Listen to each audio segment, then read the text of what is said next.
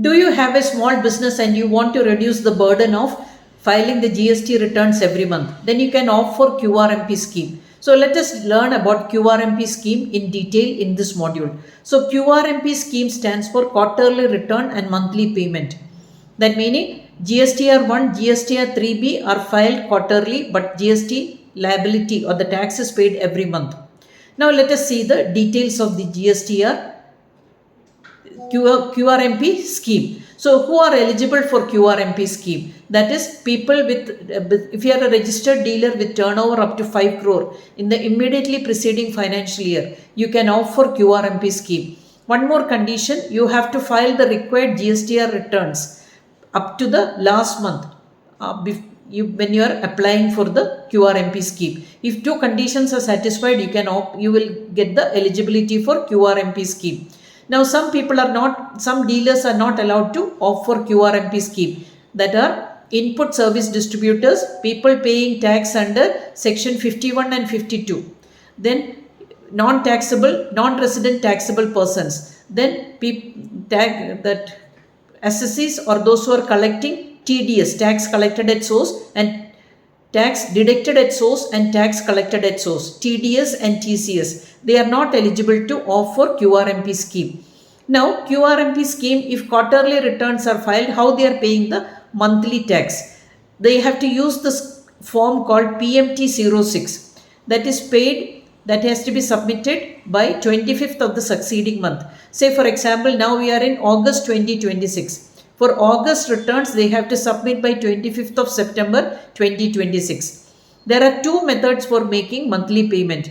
One is fixed sum method. That is, if you are filing quarterly returns, 35% of the aggregate tax paid in cash you have to pay based on the quarterly details you have submitted, quarterly turnover details you have submitted as per GSTR 3B returns for the preceding quarter. Next is 100% cash. If you are 100% of the tax liability you have to pay in cash if you are opted for the monthly filing of returns.